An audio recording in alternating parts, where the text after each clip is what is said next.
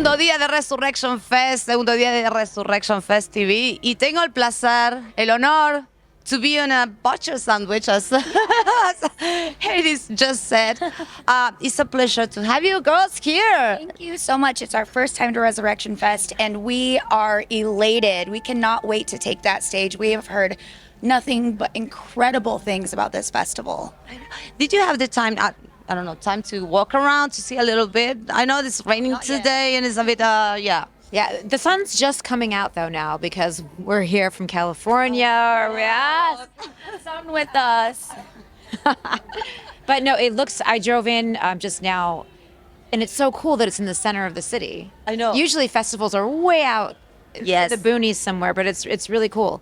Yeah, to you see. can come here walking. Actually, so many people do that, and it's really cool. Mostly at night when you go back and you're a bit drunk, you need, the air to freshen up. That'll be me. Okay, have you checked out the lineup we have this year? Oh yeah. There's a lot of bands that we're very excited to see, but of course, watching Pantera tonight is a must. Okay, this is what I wanted to ask. Actually, leads me to the next question, because you guys just got blown up with that cover you did back in the day. Yeah. And it was a Pantera cover, and now you're playing the same day as Pantera. And have you ever met Phil? Many times. Many times. We actually toured with Phil when he was in Down, and my boyfriend actually plays in Pantera.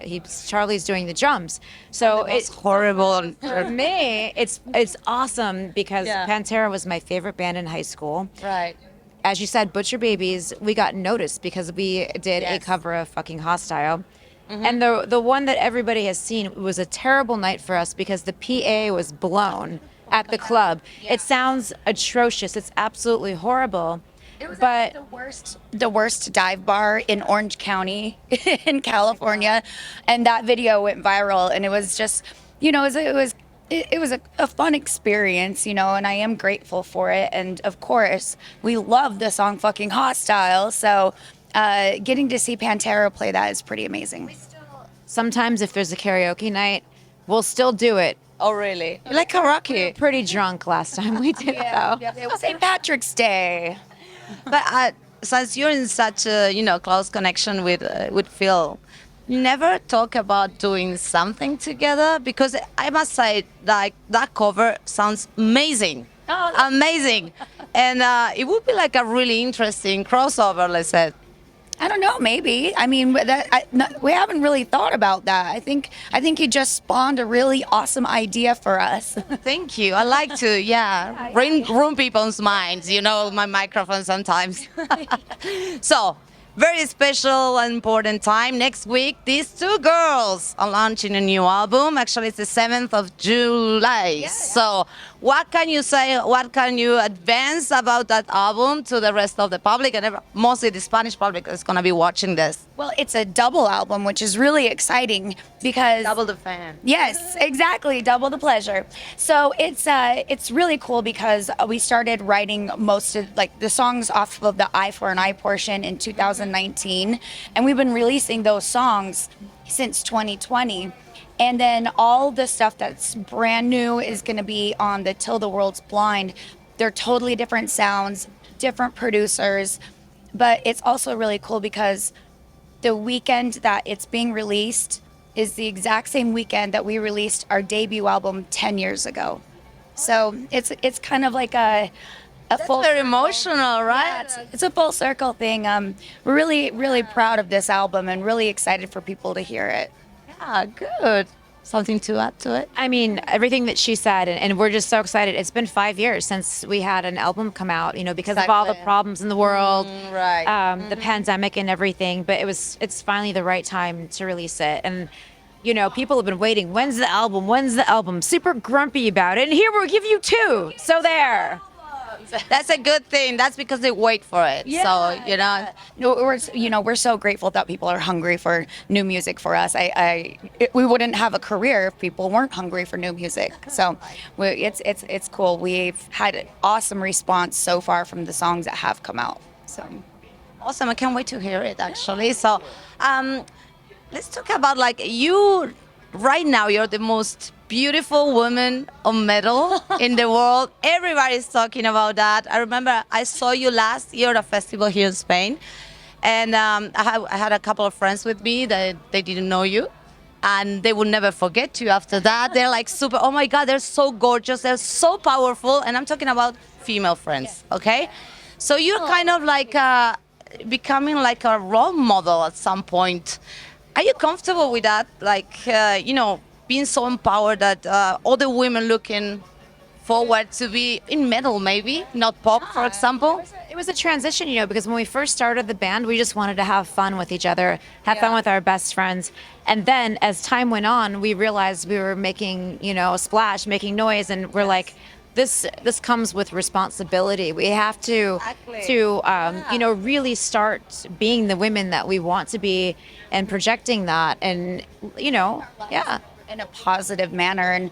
And the other night we played with a band in Barcelona, and the girl mentioned to us, there were two girls there from different bands, and they mentioned to us that, we were an inspiration to them to create their bands and their music. And it's wild to think that something we just had started a long time ago, nearly 15 years ago, just as two best friends that wanted to play music on the Sunset Strip, into this, and helping build up other women. I feel like it's so powerful, and it means so much. It just shows that like we are stronger together, and the fact that we've been able to stick this out and we're still best friends. And I think that's something that I feel honored to be able to celebrate.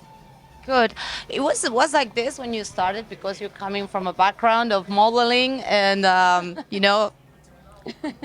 metal work is quite difficult usually for women.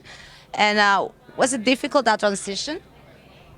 I came from a radio world. I was a radio DJ for many years, and then I was a child actress. So I grew up in television, and I kind of knew that it was going to be, a struggle to put a stamp on it. Sometimes we had to work a little harder than but in the end, it paid off. Our work ethic is top notch through the roof because of the things that we went through at the beginning of this. And those are lessons that I wouldn't trade for the world.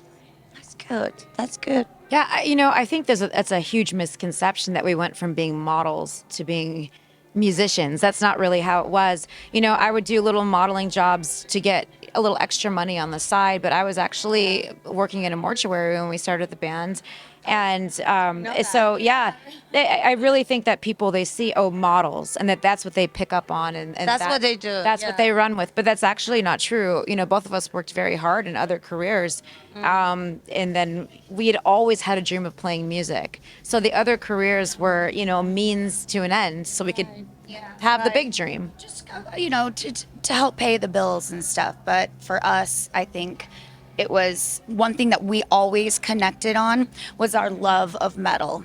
And we knew that if we, the moment we all stepped in a room together, we knew that it was something magical.